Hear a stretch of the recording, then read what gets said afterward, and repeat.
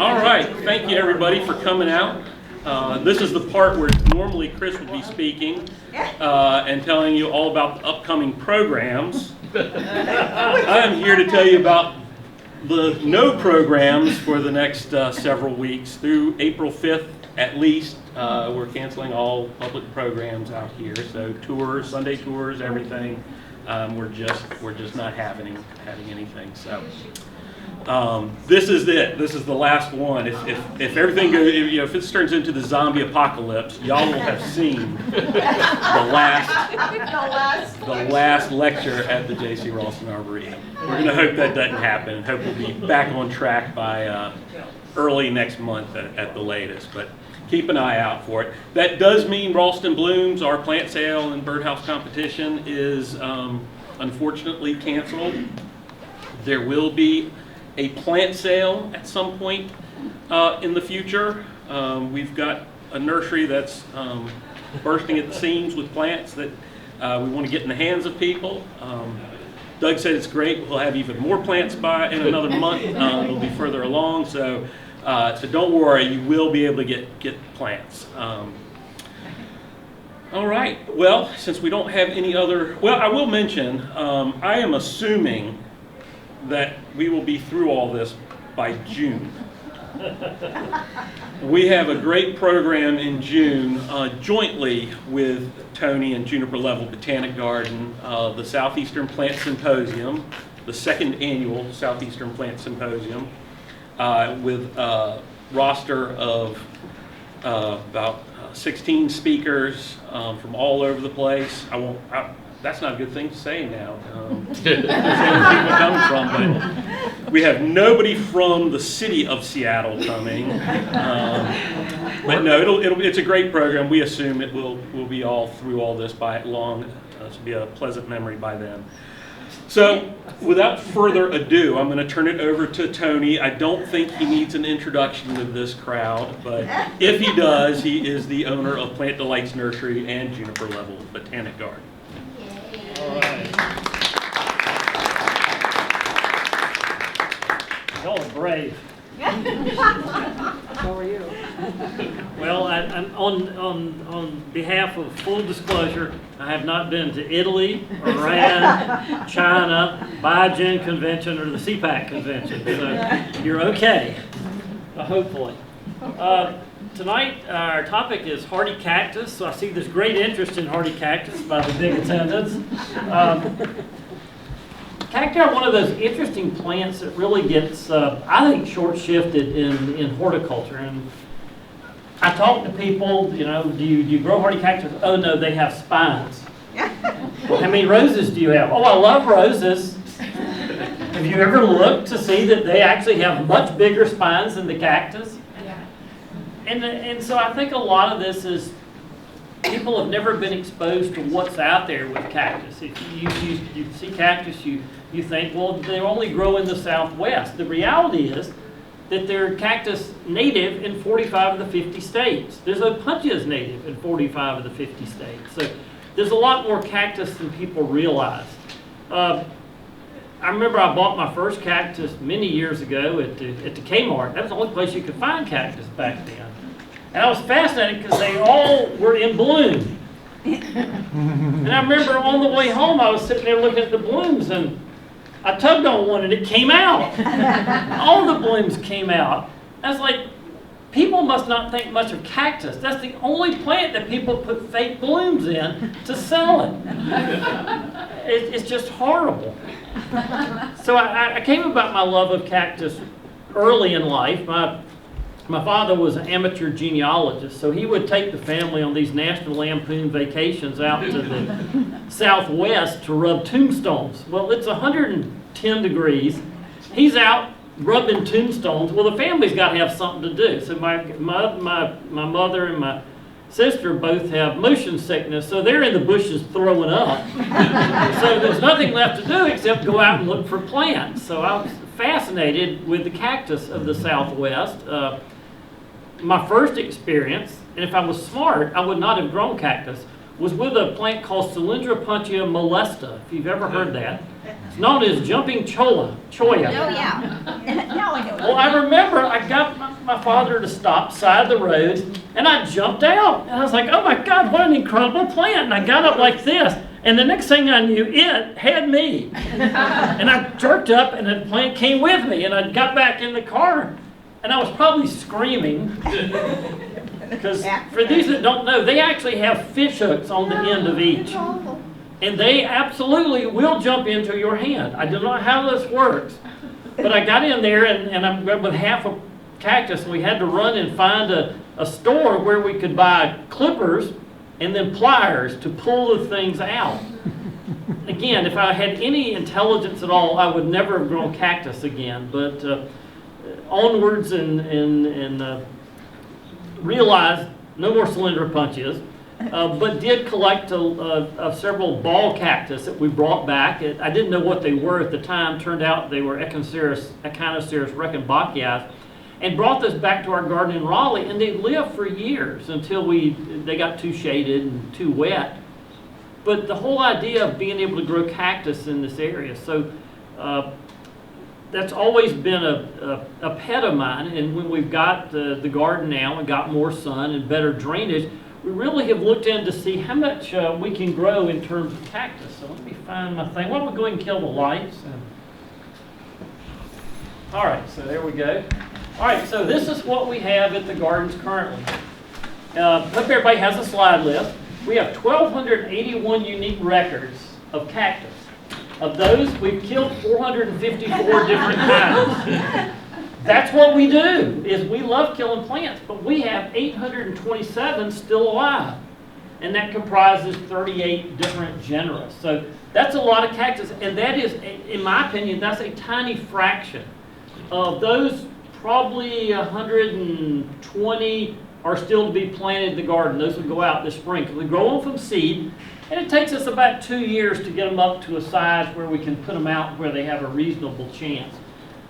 So I figured the best way to do it is just go through it alphabetically, some of the genera. So start with corefanta.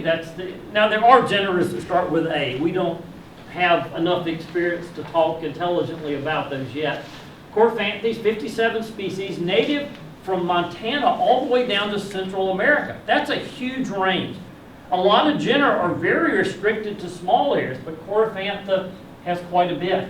Corefanta echinus, this is one that's done very well. This is a West Texas into northern Mexico. And these photos are taken, with the exception of a couple, which I'll mention, these are all taken in our gardens at JLBG. So this, the key on cactus, dry. Especially during the winter. During the growing season, that can actually take a decent amount of water, the majority of them. But you see, the cacti, the flowers, the real flowers, are actually much nicer than those fake straw flowers that they put in there. So this is a little ball cactus, very small. And again, this is really the only one of the corefanthes we've got enough experience with, but really quite amazing. Cylindra puntia, the genus I mentioned earlier, again, I'm dumb enough, I still grow them. I don't grow molesta, that actually is not winter hardy here. And they're all from southwest U.S. into Mexico. So here in our garden, this is Cylindra puntia arbuscula. Now, Cylindra puntias used to all be Opuntias. And then somebody looked at them and said, wait a minute, Opuntias are prickly pears. Some of them have pads. But then you have these that don't have pads, they have cylinders. They said, oh, we should make that a new genus. So they added cylinder to the front of Opuntia. And they became Cylindra puntias. So now they are considered a separate genus. So this is arbuscula, that's growing in a garden. That's the same plant. These are really tough plants. You just wouldn't think something that looks like that would be growable. Cylindra puntia davisi, one of my favorites. This is one, if you have kids that run in your garden, that you want to grow in your garden, you put this. It's about 18 inches tall, and it makes a mass about 3 foot wide, and I promise you they would not run through but one time. Because Cylindra puntias are made to spread. They're made to attach to body parts of you, animals, etc. And that's how they get spread through the desert. This is a beautiful gold spine form. We finally gave it a name of sunspike. It's just incredible. It does have flowers, not a lot of them, so we really grow that more for the spines. And man, when the sun comes through that, it's just absolutely an amazing sight. All right, Cylindropuntia imbricata. I first saw this up at years ago at a nursery up near Reedsville, North Carolina, which is colder than we are, and I was just blown away. I was like, how in the world can you grow this? And yet, it's incredibly hardy, to probably 10 below zero. This is it in our gardens in Raleigh. Has beautiful purple flowers. This has been a pass-along plant for years. You find it in a lot of gardens where it's been there 50 to 75 years, but really amazing. And the typical color is the sort of magenta. But then there's a form called arborescens, which comes in white. This is one from out in West Texas. And this is probably the neatest one. This is one that Mike Pepe and I were working on a name. I think he came up with the name Mosaic Melody. It's an incredible plant. This is 5 feet tall. This is it blooming in our gardens. I think I got a close-up. It's really incredible. I mean, the flowers are a good 4 inches across. It's again, how could you not fall in love with something like that? Pretty amazing. Opuntia lepticalis. There's another one. You will not go through this. I promise you. Just encountered this a couple months ago. We were out in the hill country of Texas, and it grows out in the grassy fields. You do not go running through the grassy fields without knowing where you're going, because you will run right smack into this. It is a nasty little plant, but has these cute little flowers hidden among the. Don't go trying to smell them, because you will get too close to it. Not pretty, but an amazing plant. Matures out around 2.5. I've seen them up to 4 foot, but we typically like the shorter forms a little better. This is a lovely Cylindropuntia, multigeniculata. This is from a small area in Nevada and Arizona. That's growing in our crevice garden. Oh, it's just amazing. It's about 1 foot tall, so far up, almost 2 foot wide, and just absolutely stunning. Again, when the light hits that, pretty amazing. Have not seen a flower yet, but we should be seeing some very shortly this spring. This is Cylindropuntia spinosaur. This is a collection I made from Arizona, or should I say it collected me in Arizona. This is it in our garden. A stunning specimen, about 3.5 foot tall. Just absolutely incredible. And there it is. In the wintertime, Cylindropuntias do the same thing as rhododendrons. They go limp. Their survival mechanism is they just open up their stomata so that there's just nothing to freeze. So it just goes completely limp. So if you see a Cylindropuntia in the wintertime, it just looks like it's dead. It's just like there's nothing to it. And the minute it warms up, they just stiffen right back up and go back to growing. That's it in flower. Isn't that absolutely amazing? I mean, that is a stunning plant. We don't sell Cylindropuntias. We're not going to sell them. Our shippers would mutiny if we did. But if you ever want cuttings, just catch me on open house day. I'm glad to share cuttings of any of the Cylindropuntias, because we have plenty of cuttings. This is Cylindropuntia whipplei, one I really like. This is a native from Colorado down to Arizona. So this is incredibly hardy. This is native into zone 5. It's a short little plant, about 1 foot tall and about 2 foot wide. And that's it in flower. This has more of the yellow flowers. All right, then moving into Denmosa. Denmosa only has 2 species. That's not very many for a cactus. Native to South America, and it's native to Mendoza, which I actually visited back in 2002 over there on the Chilean-Argentine border. Denmosa is actually an anagram. It's Mendoza flipped or respelled. So it's a pretty neat little plant. We didn't think we had a chance of growing these yet. We do. This is Denmosa rhodocantha. That's it growing down in our crevice garden. We've had it out for quite a few years and should be seeing flowers this year. So doing pretty darn well. Now I need to see if we can find the other species and grow it. Echinocactus, 6 species of those, southwest U.S. and into Mexico. This is probably the easiest and most growable. This is Echinocactus texensis. This is a Texas native. We run into this a lot when we're botanizing down on the Texas-Mexico border. And what's really interesting, a whole cottage industry has cropped up in Texas because these are known as horse cripplers. Because the horse steps on it, it's not really pretty. So they hired these guys with big old trucks and log chains to come in and jerk these out of the fields. And they just drive through, throw a chain on them, drive off, and just kill the cactus. So if you, I mean, we don't generally recommend buying things out of the wild, but sometimes you save those from certain death. It's amazing. You go to some fields, and they've just plowed up thousands of them. And to see this, it's really heartbreaking. I understand you don't want your horse crippled, but damn, I wish they could relocate them. So this is it in our garden. Small thing, up 6 inches max. And in the wintertime, to survive, it actually pulls itself down in the ground. So if you go in the early spring, they're like an inch out of the ground. They're barely there, and then they pop back up. It's an amazing, amazing survival mechanism. This is another one. This is Echinocereus polyacanthus, a little smaller version of that. We haven't seen flowers on that yet, but coming soon. And then Echinocereus. This is probably one of the more popular genera of the ball cactus, and it's a really good genera for us, Southwest U.S. Into Mexico. The one that everybody knows is Grusonii. If you've ever been to the Huntington Gardens, you've seen this classic picture. I took this when I was there in 15, called Golden Barrels, and they're just amazing. This is not hardy for us, so just don't even give that any try. We've got much smaller versions that we can grow, like this. This is Echinocereus adustus, and that is in our garden. This little thing is just a couple inches tall, and look at those flowers. They're actually, it's amazing how a plant that small could grow something that absolutely incredible. And these are fantastic for the pollinators. I mean, look at all that pollen out there. It is just extraordinary.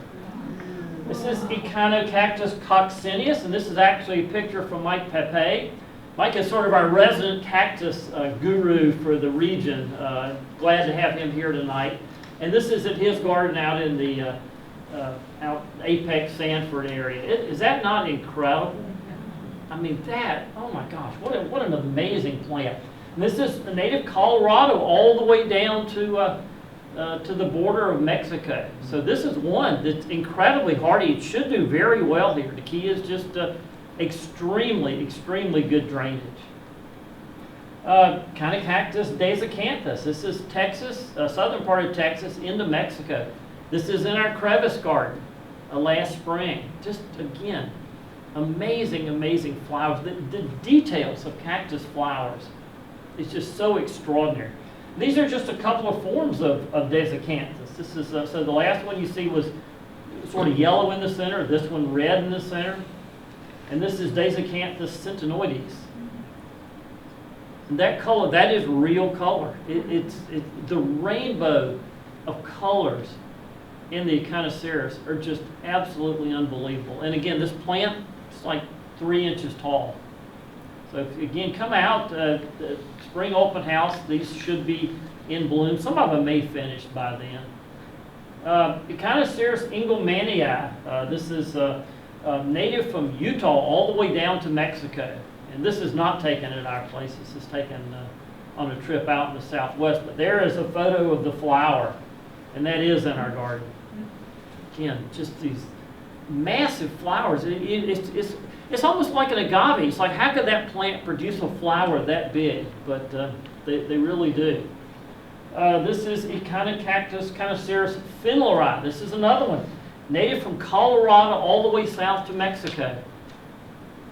Just again, that same incredible call. This is Echinocactus nivosus.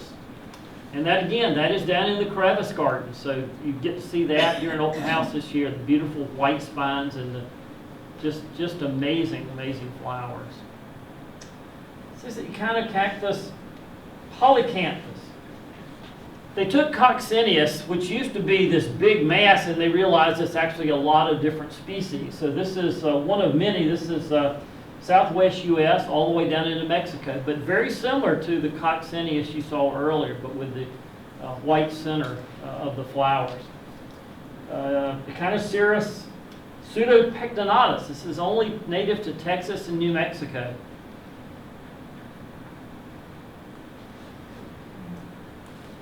This is Echinocereus reichenbachia. This is the one I mentioned earlier that I've got years ago when I was traveling through central Texas. Just a beautiful plant. You can actually sometimes buy these in Lowe's in the houseplant section.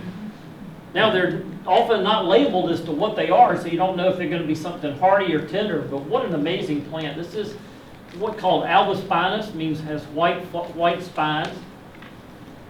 That's in bloom in our crevice garden. Echinocereus reichenbachii. This is one called cespitosus.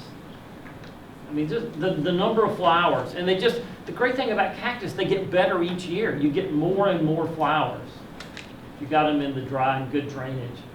So another reichenbachii, this is one castaneus.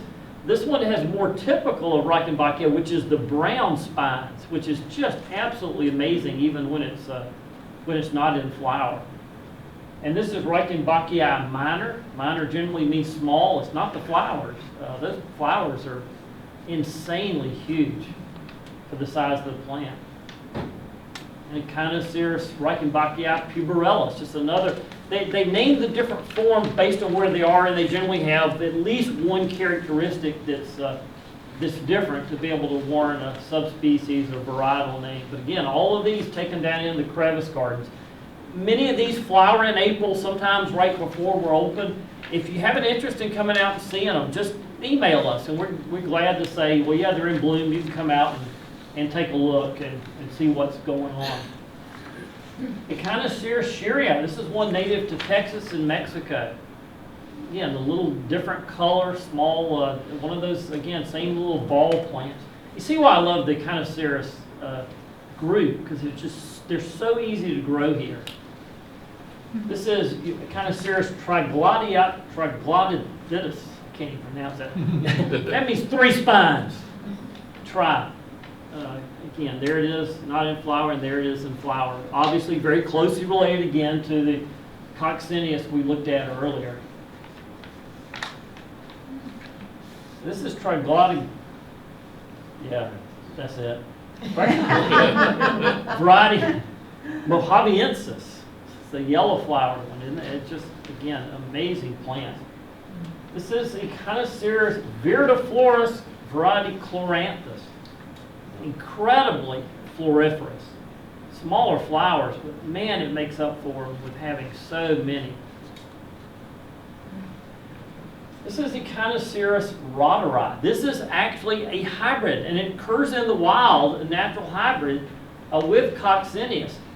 And when you put that red and that purple together, you get this incredible array of these just insane fluorescent colors. You can't even describe those colors. It's just amazing. So this would be a younger flower and then an older flower. So as they age each day, they're coming out a little difference. And roteri is very sensitive to drainage. I mean, incredibly sensitive. If it can have perfect drainage, and if it rains on it in the wintertime, it's probably dead. It just really, we are very lucky. That's actually a clump in our crevice garden. I know Mike said he was real surprised that it's grown that well. And what happened last year when we had all that rain, the sides of it actually split open. It just really does not like rain. It split, but then it healed. So we actually did not lose any of the plant. It's really, really quite an incredible thing to see in bloom. And this is another of the hybrids. This is, this is a Triglodytius times reichenbachii. There's actually a little nursery called Stony Creek out in, I believe, Colorado, and they hybridize Echinocereus. It's like, who does that? But the colors of these, of what they offer, is just, again, they're just this crazy, tacky, fluorescent, amazing colors. Epilantha, another of those small genera, same size as Denmosa, 2 species, Southwest U.S. and Mexico. These are tiny little plants. This is Echinocereus micromeris. We're talking a couple inches max. And it forms these just tiny, tiny little flowers. This one's Southwest U.S. and Texas, New Mexico. Whoops. All right, then we got Escobaria. That's got more, but not nearly as many as the Echinocereus. 23 species from Canada to Cuba. That is a hell of a range for a plant genus. Escobarias are, again, fairly small. This is Escobaria missouriensis, native to Missouri. Does that look like anything that would be native to Missouri? It doesn't to me. I've been to Missouri. But what an amazing little plant. So we know that's going to be incredibly well adapted to this area. Escobaria orchidea. This is a really tiny, tiny little plant with tiny little flowers. And then Escobaria sneedii variety leii. Teeny, teeny, teeny, tiny. These little balls of silver and these tiny little flowers. And this is one of the fairly early ones for us. And that's it in the crevice garden. That's probably about a 3-year-old plant now. Now, they grow fast for us compared to what they grow in the deserts. Where many of these grow, they're talking 6 to 8 inches of rain a year. So, year before last, we had 60 inches of rain. So, if you get it in the summertime, they grow really fast. It's the winter rains they don't like, and the winter drainage. And this is Villardii, Escobaria Villardii, another teeny tiny thing. We've got them tucked in all around the crevice. Look at all the little hairs on the flowers. This is one of these things that, if you love photography, you'll love photographing cactus because they're just so amazing to photograph. Ferrocactus. This is a genus. I have killed a lot of ferrocactus. It's scary how many. 30 species, Southwest U.S. and Mexico. And I'd pretty much given up. And I had killed this thing. I bet I'd killed 20 of these. This Ferrocactus wislinii. And I was hiking one day up in north central Arizona and wound up on a patch in seed and brought it back, got one to germinate, and planted it out, and it's absolutely hardy. That is it in our garden. And it's all because of the genetics. It's because we got it from a higher elevation population. Because everything in the trade is collected low elevation. Because they're like, why would we climb high elevation? Because we're growing them where all our customers are in Southern California and Arizona.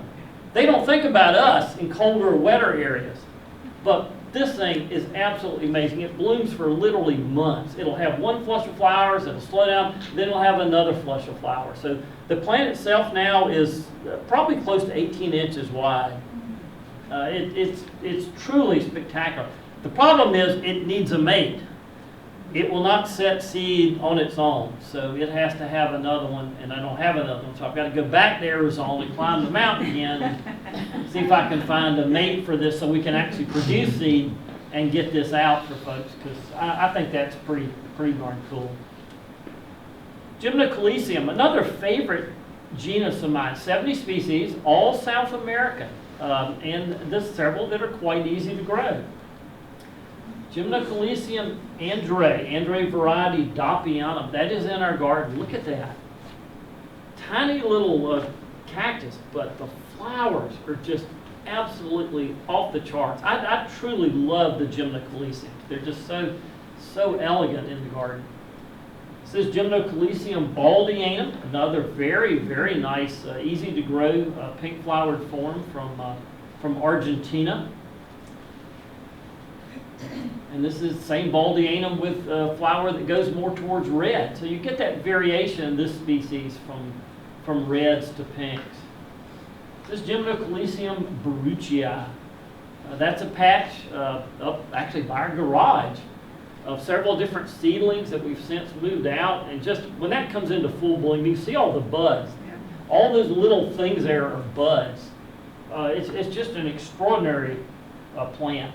My friends down at Yucca grew a bunch of seedlings, and they made this really interesting selection named Botanic. And that's it growing in our garden. See the new flowers when they come out, and then they age, and it's just stunning. And again, the plant never more than an inch tall. teeny tiny little thing with these amazing, amazing flowers. Gymnocalycium bezianum. This is one we've actually offered at the nursery. Easy to grow from seed. Again, fantastic, large flowers. This one will mature out probably about 6 to 8 inches in width. This is Gibosum variety chubtuense. And again, that's out in the crevice. Again, I don't understand how people can see that. Of course, they can, they don't see it, and not fall in love with hardy cactus.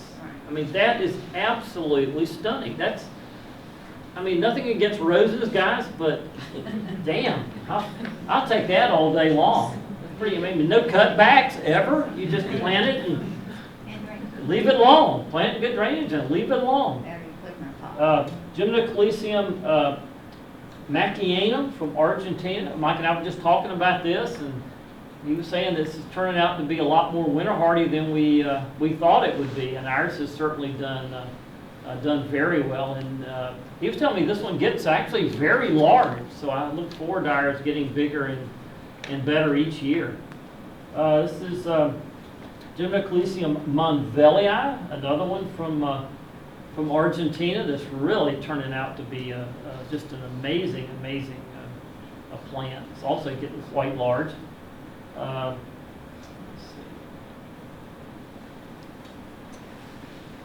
I think I got one ahead of me.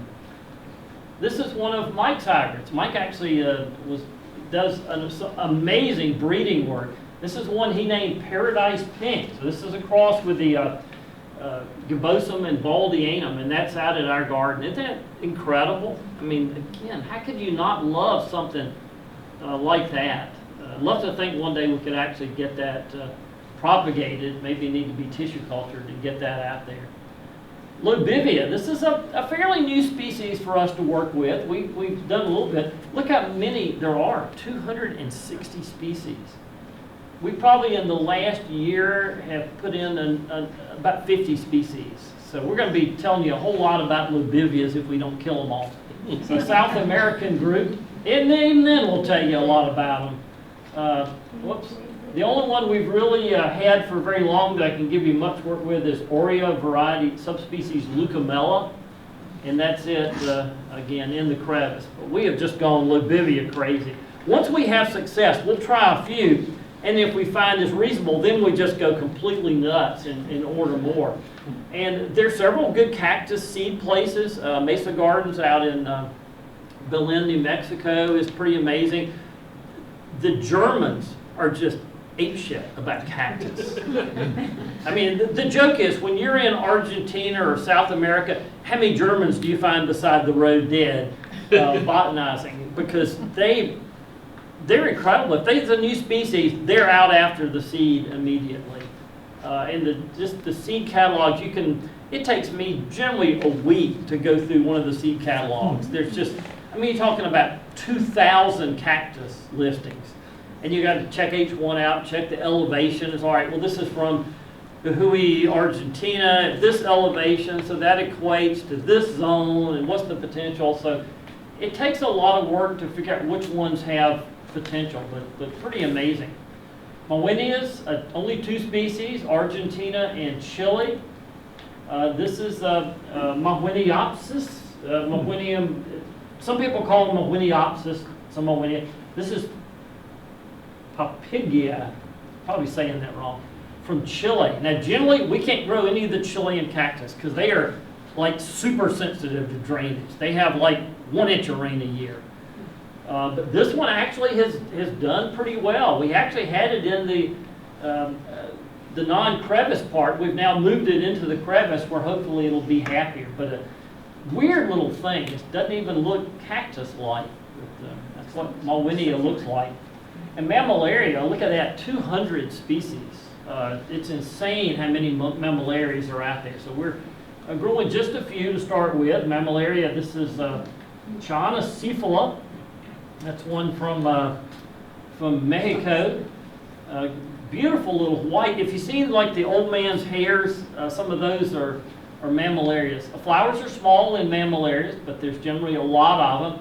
Mammillarias are named, of course, for the the areoles, the little pointed things that look like, it's called nipple cactus, because that's what they look like. And hence the name Mammillaria. This is really a nice one. This is the Mammillaria hateri mycantha. I really love this. This is going to get fairly large. Actually, it is fairly large, growing in the scree. This is a fairly new one for us, but one that's really like, this is Sheldonii. I took this picture with my phone last fall, so it's not a good photo, but that should be blooming in the garden here shortly, and wow, that's just going to be absolutely amazing. And haven't been through a cold winter with it, but where it's from, it should have a chance. It's a Texas to Arizona and then all the way down into Mexico native. Opuntias, as I mentioned, native in 45 of the 50 states. This is the native plant everybody should be growing. We hear people talk about growing natives and they don't, none of them have Opuntias, which I don't understand. So 150, 180 species, North America, South America. It's incredible what these are like. And the taxonomy is totally screwy, as it is on all cactus. I mean, cactus are one of those plants that the taxonomy changes more often than the coronavirus updates. It's just, I mean, truly, the taxonomy I'm using tonight is probably going to be wrong tomorrow, because there's just a constant battle. Opuntias have been wacky forever. So if you really get into Opuntia taxonomy, there's a site called opuntiads.com, I think it's .com, put out by a guy named Joe Shaw, and it's the latest on Opuntia taxonomy. So one of those I read on a regular basis when I can't sleep. Opuntia aciculata from Texas, northern Mexico. It's again one of the many prickly pear species. I love the spines, the areoles on this. It's just amazing. And even in fruit, that's in our garden. And this one doesn't even need a screen. This one will grow damn near anywhere. It's just, I love those little brown things. Now, we talked about spines earlier. This one doesn't have any spines. It has glockets. Glockets are basically spines that you can't see. And you don't realize they're spines until you grab hold of it. And you can't see what's in your hand. But it hurts like a son of a gun. So beware glockets. And that's those little things, these are like tiny miniature spines. They're not sharp, but they will go right into your hand. It's like a needle that you don't feel, but you will feel it once it's in there. If you ever get a glocket in your hand, duct tape over your hand and then pull it off. It's the only way you will get them out. Another great use of duct tape. Okay, Opuntia aurea. This is native only to Utah and northern Arizona. So insanely hardy, but does not like water. Does not like water at all. But what an amazing, amazing plant. Very different.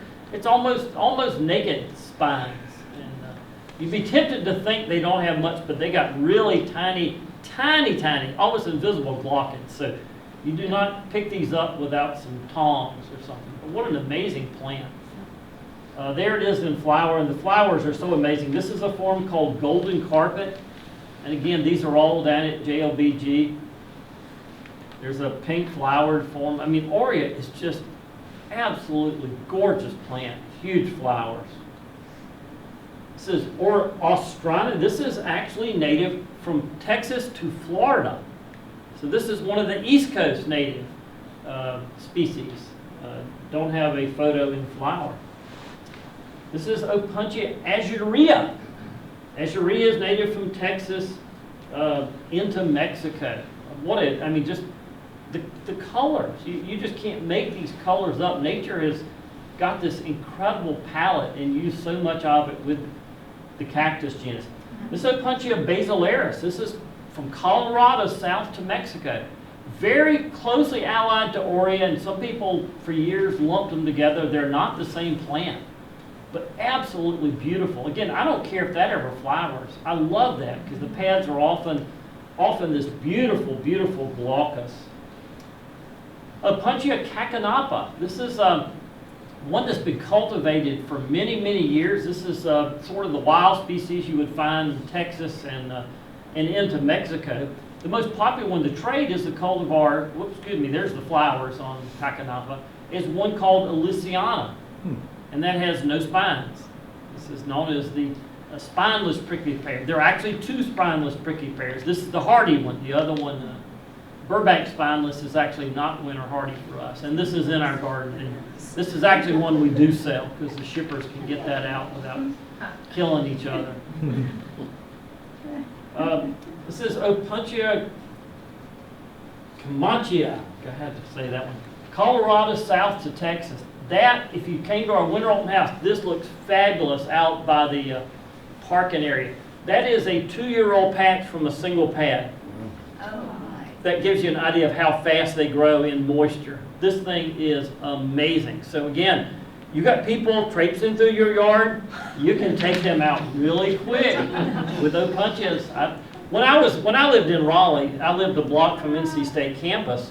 We had one of those hell strips, and I got really tired of the church nearby parking and blocking my driveway and then walking to church. So I figured I would plant these in the hell strip and they would not be able to get out of their cars, and it worked beautifully. So these have a lot of uses. I mean, people are not going to walk in that, I promise you. Opuntia semiphila, this is one from the Dakotas all the way south to New Mexico, a much shorter species.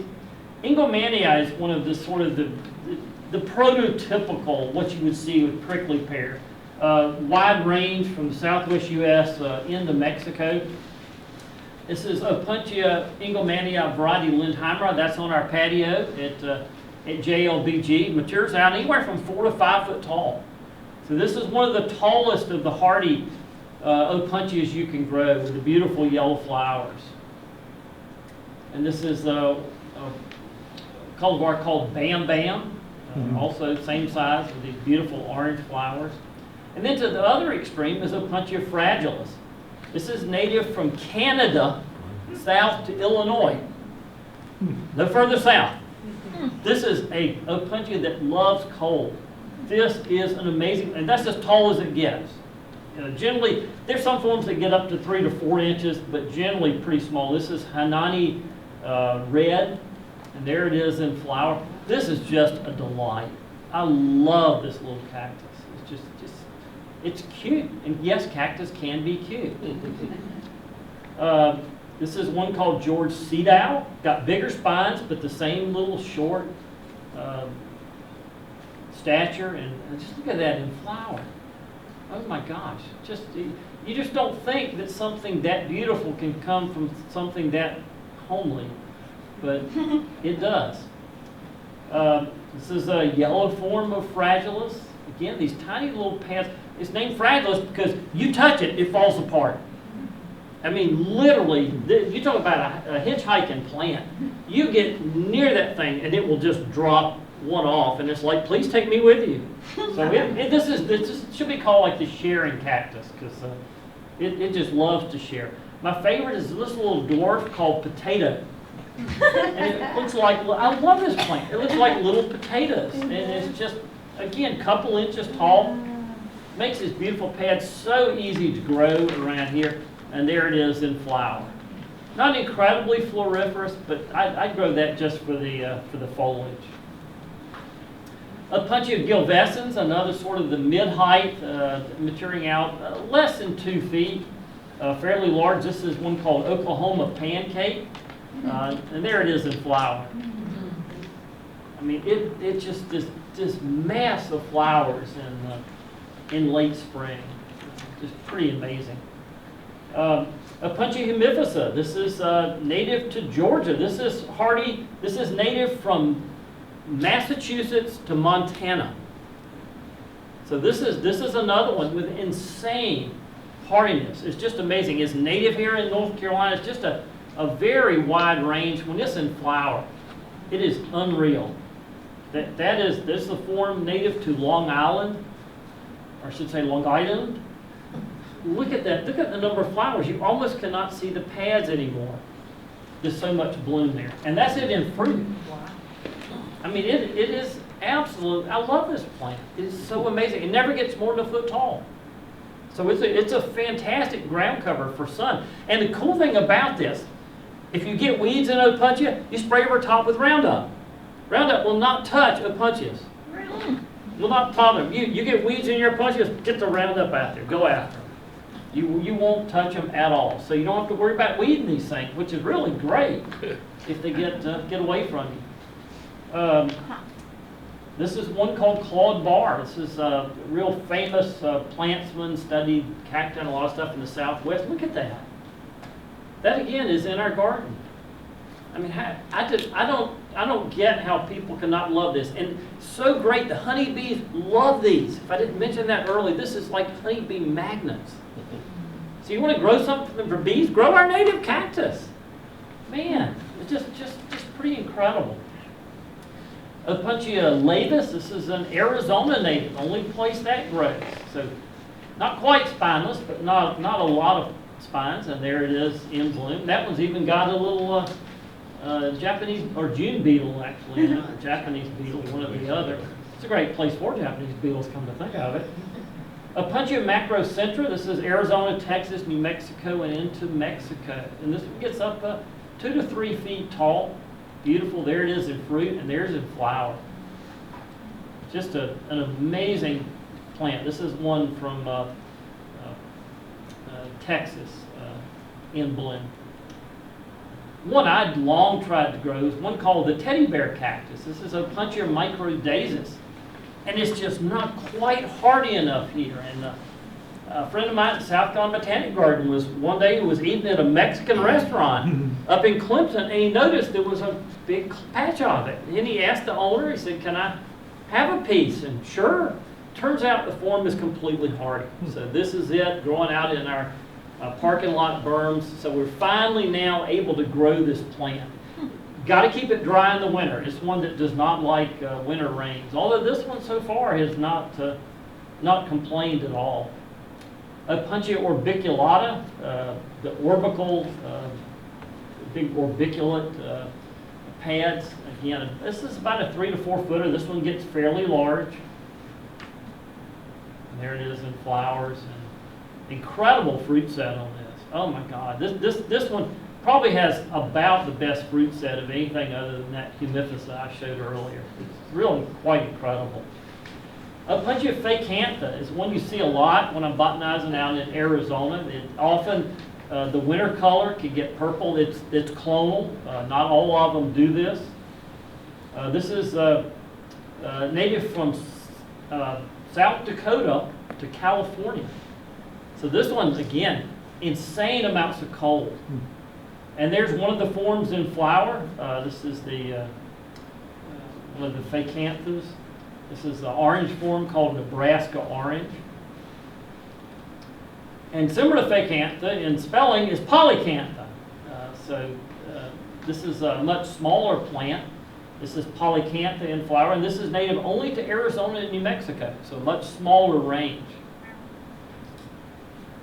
But again, pretty incredible flower. I love to go out and watch on a day where the clouds are coming over, because see how the flowers change just with the clouds passing. It's really neat. I can just get out there and just take these photos, and it's like every couple seconds the light changes and the tone of the color changes, which is pretty neat. This is a one called Crystal Tide. This is an old form, but beautiful. Instead of normal yellow, it's this just amazing white with that orange stamens. That's just pretty incredible. This is the same species. Polycantha variety Erinacea with the beautiful pink flowers.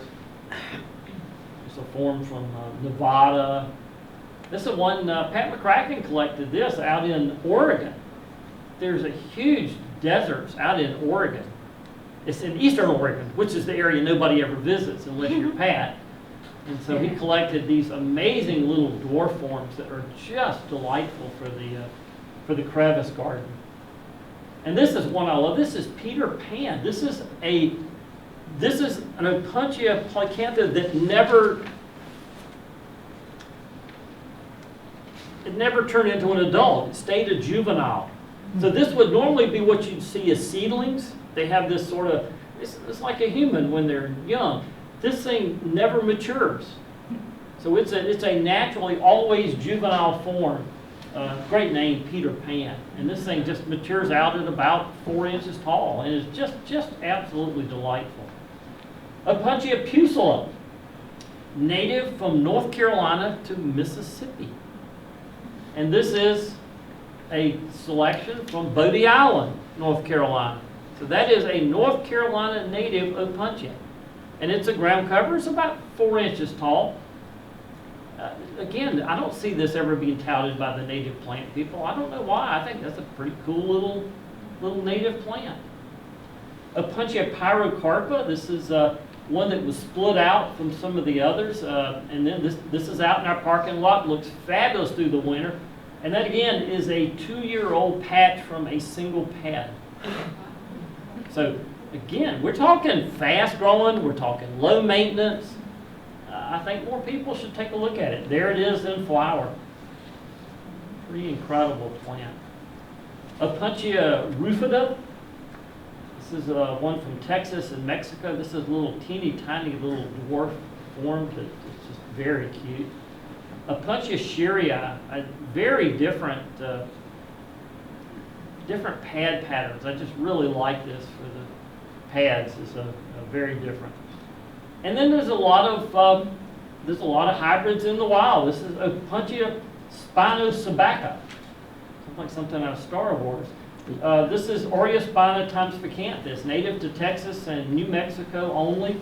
That's it, right by our parking lot. You can see that if you come out now. It's just a really cute little plant with these insanely mean spines. I love the spines on that. Man, that will scare somebody away. Some other hybrids that are out there now. This is a hybrid that occurs quite a bit. This is Basalis that we looked at earlier with one that's not hardy for us called Santa Rita.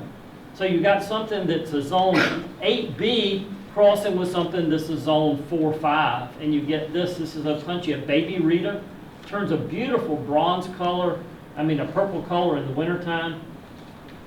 And this is Kelly's Choice. That is in our garden. That's the same hybrid. That's not a good photo. When that thing, man, if I could get a photo when the light hits it, that is absolutely one of the most stunning cactus I've ever seen. Just amazing. And there's just a little close-up. The flowers are truly, it's a color that's not on the color charts. It's just insanely fluorescent. And the same cross as Opuntia ultraviolet. That's in our crevice. And if you've never seen this in bloom, it is absolutely amazing. The pads in the winter turn this beautiful purple, and then just the color of the flowers is amazing. And it's just such a refined plant for a cactus. There's several other hybrids. Claude Arnaud, this is a Polycantha fragilis hybrid.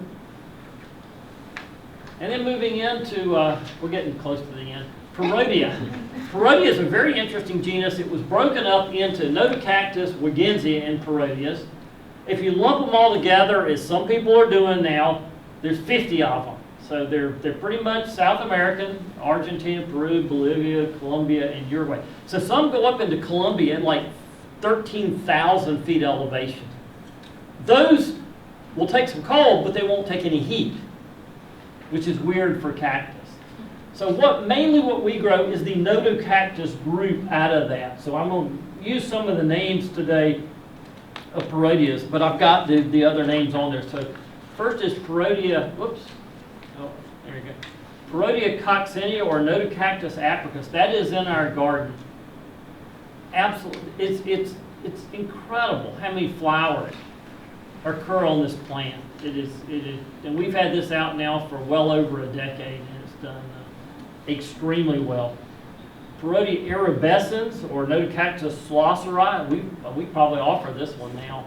Just what an incredible, look at the plant, look at the buds coming. Just an extraordinary plant, and even the plant itself is just so beautiful. Perodia mammillaria or Notocactus floricomus. This is Perodia mammillaria again, same plant. Actually, it's just two different forms. See, the center of that is yellow, and the center here is a much darker color. So just growing it from seed, you get this incredible variation. Perodia muricata. Wow. Again, these look like paintings. I mean, they really don't look like something that you would think of nature would produce. Latrovirens. Pretty amazing. Perodia tonus. These get large. These get just absolutely amazing plants. Notocactus salovii. Isn't that incredible? Perodia salovii, Notocactus paucio areolentus. Look at the red stigmas in there. That's just way too cool.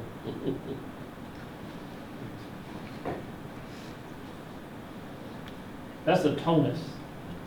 That's another one. We offer that.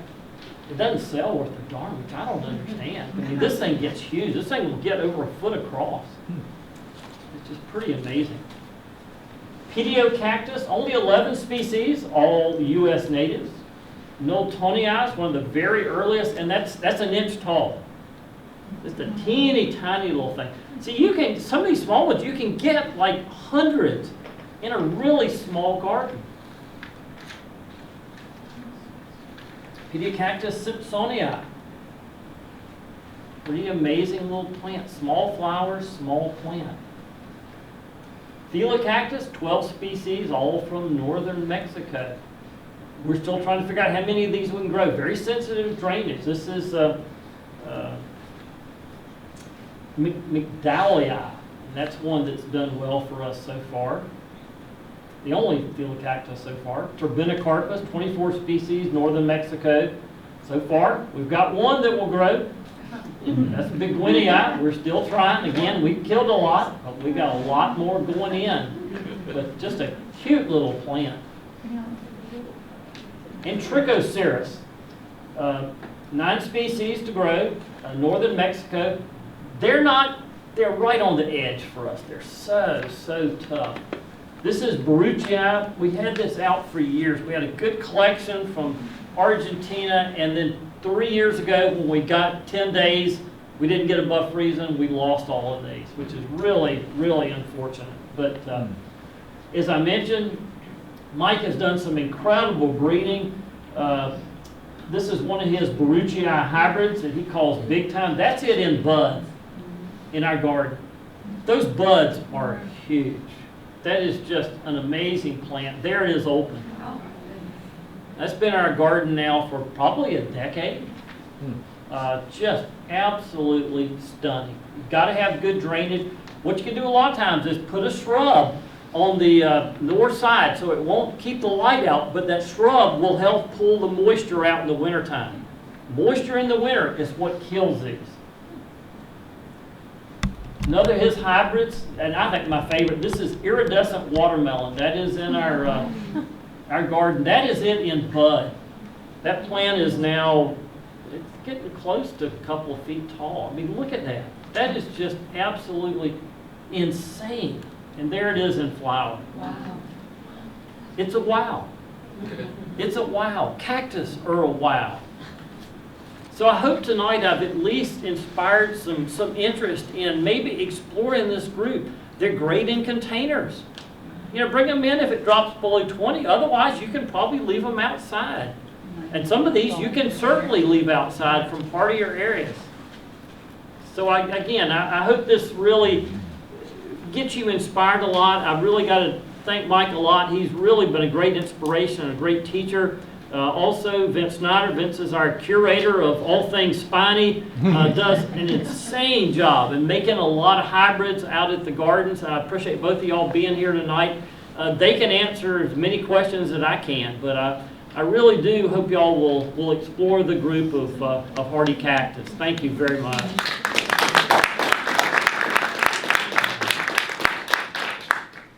If we have any questions, I'm glad to, yes. Well, I grow a bunch of them in pots. Yeah. And I drag them in, Mhm. you know, because I know that winter is their death. But could you just literally buy a bunch of bags of permatil and stick them in the permatil? Most of what we've got going in the crevice is going in pure permatil, 100%. 100%. We have, our crevice is really several parts. The first section we built is 99%, 98% permatil. No soil at all. Some plants love that, some of the cactus. Now, anything that's marginally hardy, that's right on the edge, you need to actually mix a little bit of soil, because what we found is the permatil itself allows so much air to infiltrate in the wintertime that some of them actually get too cold. So if it's a cactus from Utah or Colorado, that's fine. They don't mind the air. They love that drainage. But if it's something from, say, northern Mexico that needs the drainage plus some insulation, you want to do maybe up to 50% soil and permatil mix, and that'll help those. So you really, it's an experimental thing. So when we grow plants, we will typically save anywhere from 4 to 8 of each seed batch.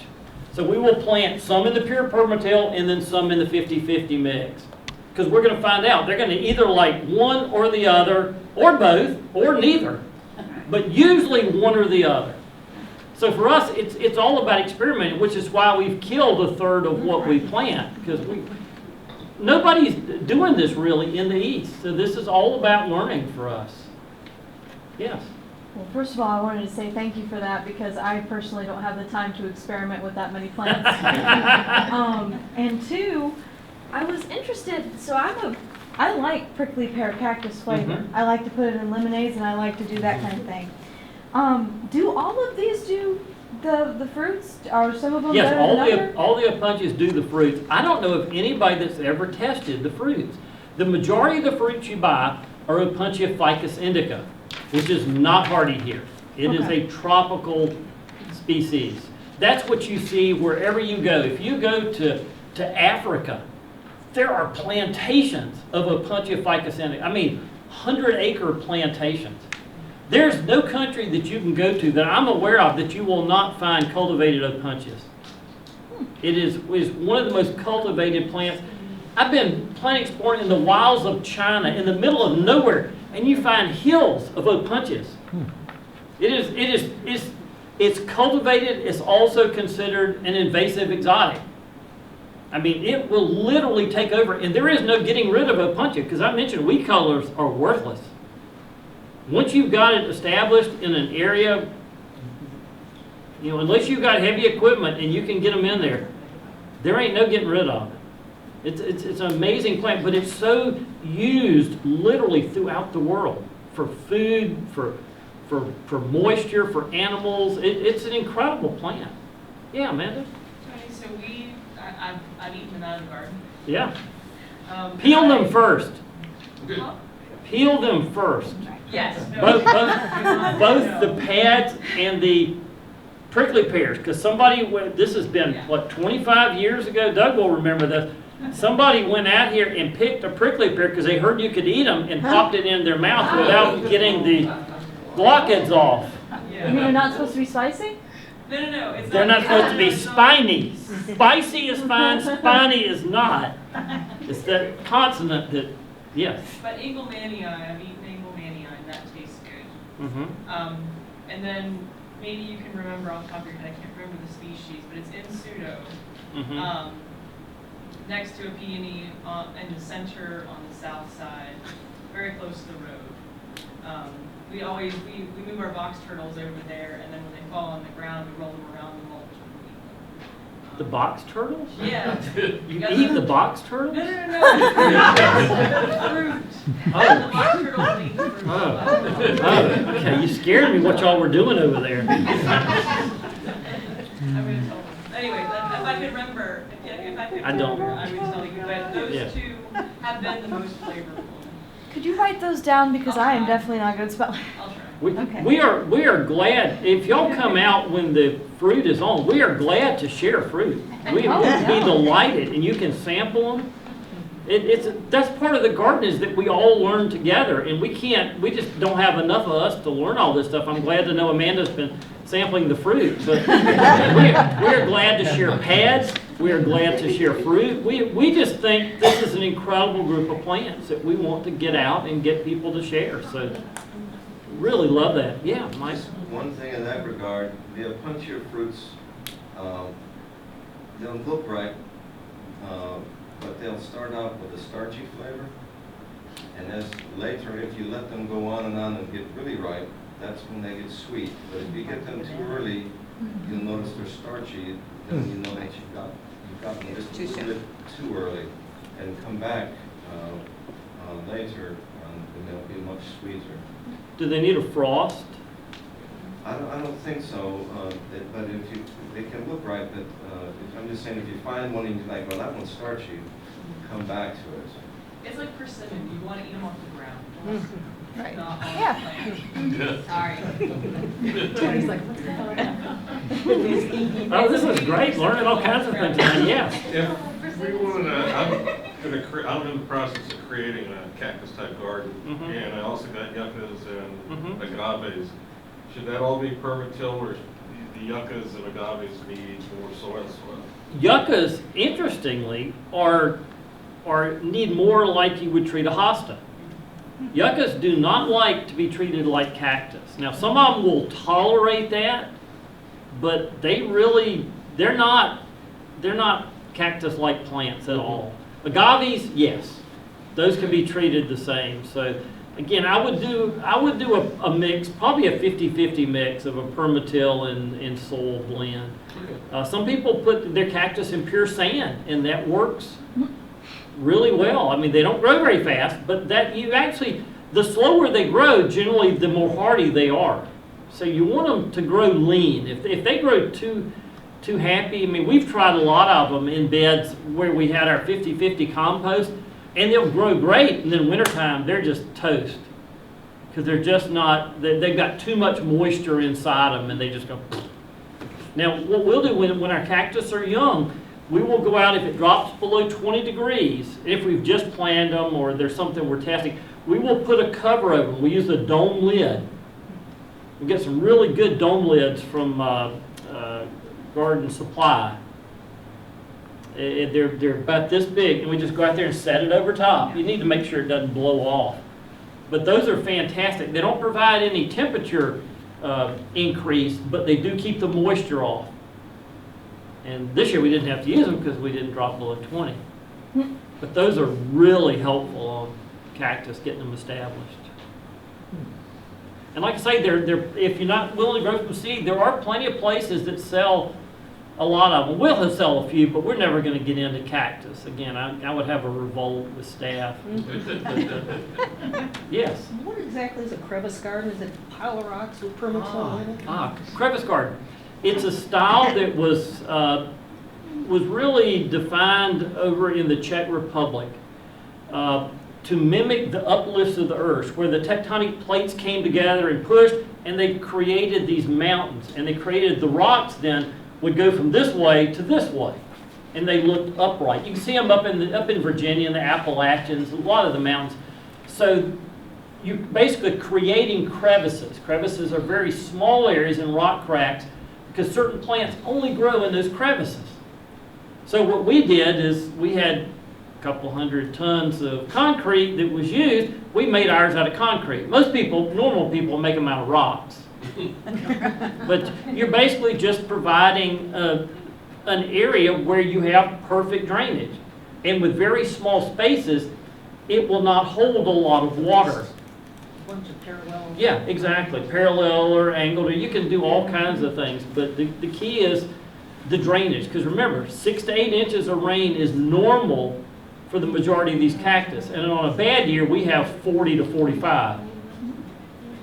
So they've got to have something that water just gets away fast. If not, they'll just rot really quick.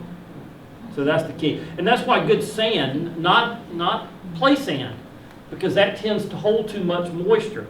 But a coarse builder sand that the water just runs through is the key. I think y'all got sand in your crevice up on the roof, right? Part of it? Yeah. Okay. What about the sand like we have in Southern White? Is that good? We find that holds too much moisture because we're on sand. That just, you could probably mix that sand with the permatill. Now, a lot depends on the cactus because sand here is typically very acidic. We're on Southern Wake County. Our sand is a pH of 3.2. I mean, that's damn acidic. Our permatill, on the other hand, is a pH of 8.2. So most cactus, not all, most cactus prefer a very high pH. So if you wanted to mix the two, you'd be perfect. I think that would be a really, really good choice to get that good drainage and not have the alkalinity so high. Yeah, great questions. Wow, any other? Yeah, Doug? Are you willing to share the names of companies selling seed of cactus? Yes, Mesa Gardens is the #1. I mean, it'll take you probably a month to get through their catalog. It is insane how detailed it is. God, over in Germany, Kohrs Cactus, Kohres Kaktus. I don't know why they can't spell. Is really incredible. Suckseed.com is amazing. Outplanes has some interesting stuff. Love them. They're in the U.S. Who else did I miss? I mean, there's so many. You go online and just search cactus seed, and you'll come up with more damn cactus places. It's amazing the number of them there are. Most of them are small mom and pops. But I mentioned the Stony Creek for Echinocereus hybrids. They're the only place I have ever found the Echinocereus hybrids. Those really with those just insanely fluorescent colors. Oh my God, they're just amazing. And out in the Southwest, they grow cactus, and they must grow a lot faster because they sell them for like half what I could grow them for. I mean, you can buy cactus for like $4 or $5. I can't even get them out of the ground for that here. And again, a lot of these are mom and pop, so they have no overhead at all. So you can get some really amazing things. Now, you haven't had them trialed out there. They don't know, but you can take the list of what I've given you tonight that we know grows and come out and visit us open house and really take time to look and see, because with 800 and some different ones planted, there's a lot of damn cactus, and some of them are really small, so you can't, if you walk, with a normal rate of speed, you're gonna miss half of them, because they are really tiny. Other questions? Wow, great questions. Yes? The discussion of fruits made me interested. I like, Opuntias. I think a lot of the fruits are quite appealing ornamentally and also for eating. But are any of the non-Opuntia cactus, do they ever set enough fruit to have any ornamental value or any other kind of value? Ornamental is a relative thing. Most of the barrel cactus fruits are about a quarter the size of my pinky nail. So they're not really large. No, it's the Opuntias. Can you think of any more that have reasonable sized fruit? Yeah, Echinocereus triglopidiatus Okay. have a large red fruit. So if you get it's pollinated by hummingbirds, however. So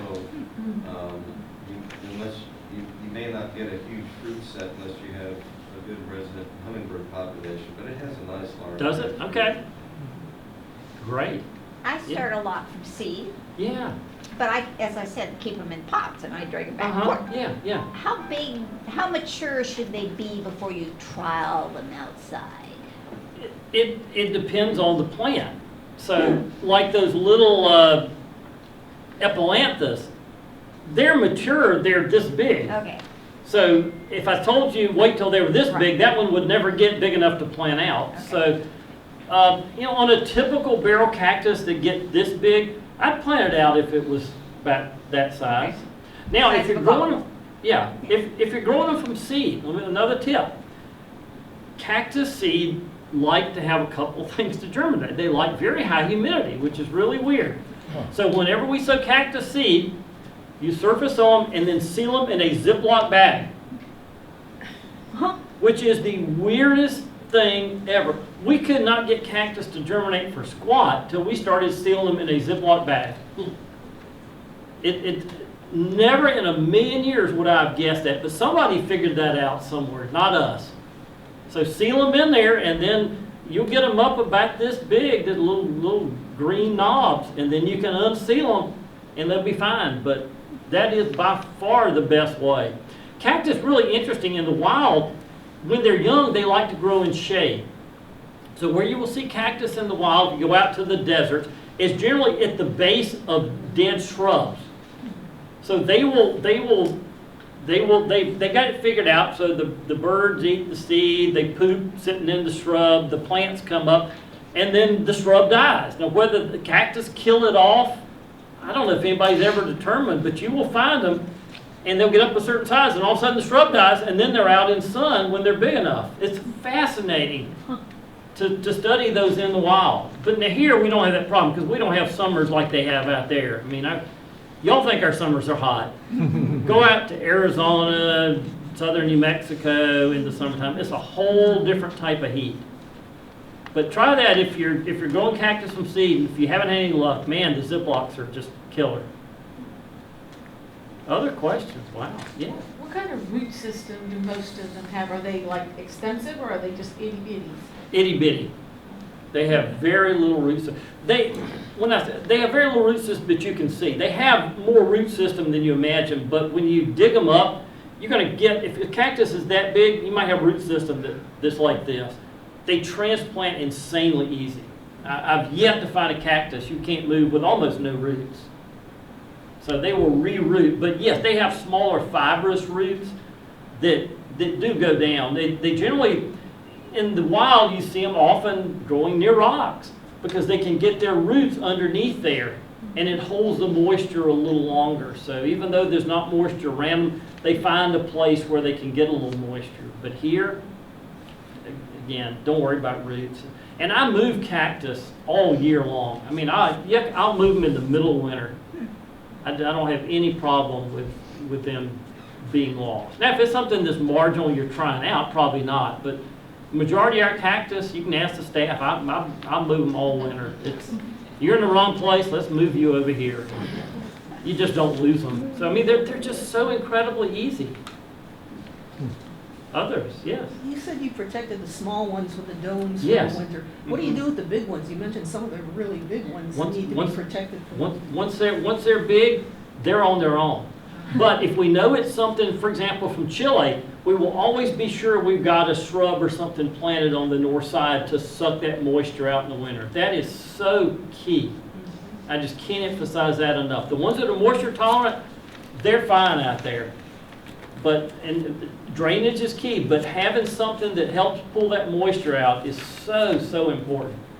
I've had many plants that were completely hardy. My success with Opuntia aurea, the one from Colorado, is miserable because I was always planting it out where there was nothing near it. And even though the drainage was great, it was not, there was nothing to suck that moisture out in the wintertime. Once I started doing that or moved it to the crevice, they're fine. So sometimes the ones that are more hardy are more sensitive to winter moisture because a lot of those are in areas that the snow falls in September. They're under snow all winter. They get really, it seems like they would get moisture